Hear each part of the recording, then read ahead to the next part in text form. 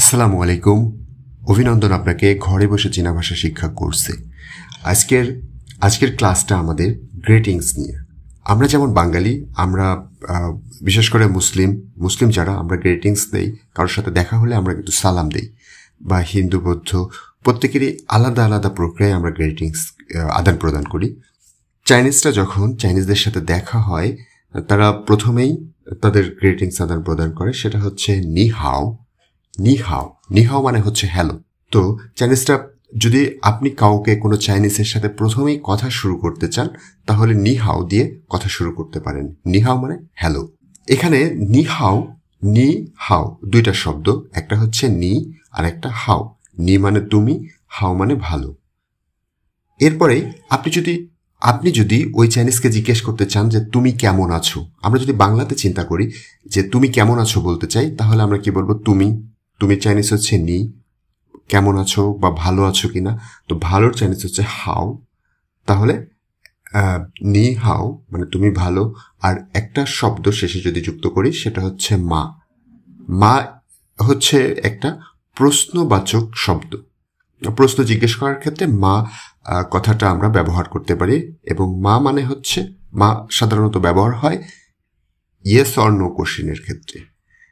যেমন নি হাও মা, তুমি কি ভালো আছো। এখানে yes or no question answer হয়, এমন কোশ্চেনের ক্ষেত্রে মা ব্যবহার করা হয়।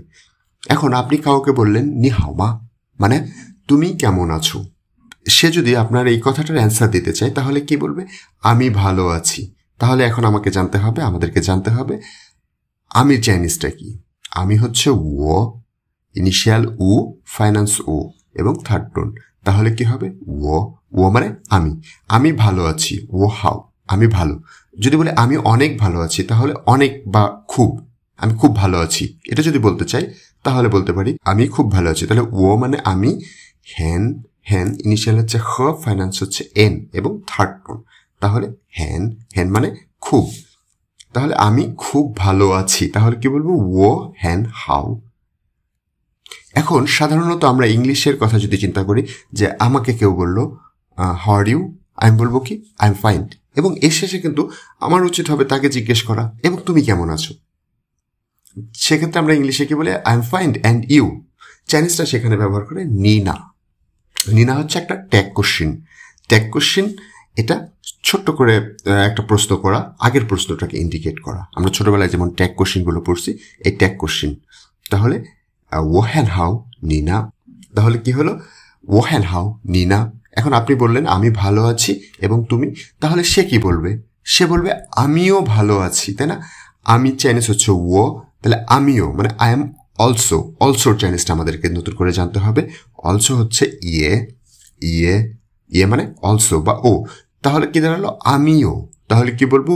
ও ইয়ে, তার মানে আমিও। ও ইয়ে হ্যান হাও, হেন মানে খুব, হাও মানে ভালো। তার মানে ও ইয়ে হ্যান হাও মানে কি আমিও ভালো আছি। এই তো ব্যাপারটা। এরপরেই আমরা যদি বিদায় নিতে চাই, তাহলে কি বলবো? চাইচিয়েন। এবং চাই মানে আবার, চেন মানে দেখা, চাইচিয়েন মানে আবার দেখা হবে বা আবার দেখা।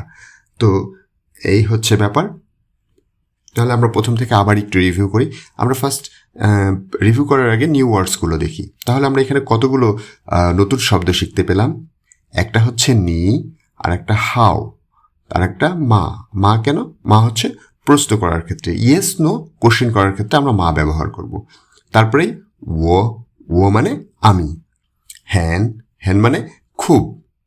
তারপরে আছে কি নিনা একটা ট্যাগ কোশ্চেন। আমরা এটা কিন্তু অনেক জায়গায় কাজে লাগবে।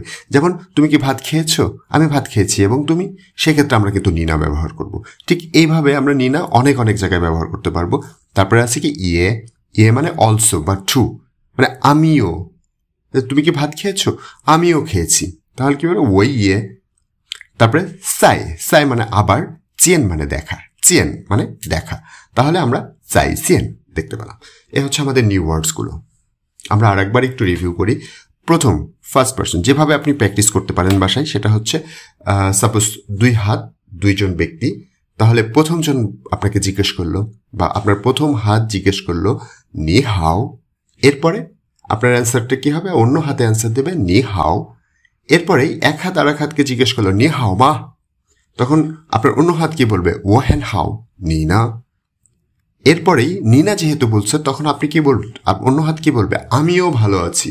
ও ইয়ে হ্যান হাও মানে আমিও অনেক ভালো আছি।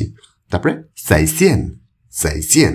তো এই প্রক্রিয়ায় আমাদেরকে সবাইকেই বাসায় প্র্যাকটিস করতে হবে। আপনি যদি এটা প্র্যাকটিস করেন তাহলে প্র্যাকটিস করে এটাকে ভালোভাবে আয়ত্ত করে এবং পরবর্তী লেকচারে যাবেন, পরবর্তী ক্লাসটা শুরু করবেন এবং প্রত্যেকটা লেকচারের প্রত্যেকটা পয়েন্ট ভালোভাবে রপ্ত করেই পরে লেকচারে যাবেন। দ্রুত শেষ করার মাঝে ল্যাঙ্গুয়েজ শেখার সুযোগ নাই, দ্রুত শেষ করা যাবে না। এটা হোমিও ওষুধের মতো ধীরে ধীরে ধীরে ধীরে রপ্ত করতে হবে। প্রত্যেকটা পার্ট সুন্দরভাবে শেষ করে তারপরে যেতে হবে। ধন্যবাদ। পরবর্তী লেকচার দেখার আমন্ত্রণ জানিয়ে শেষ করছি। আসসালামু আলাইকুম।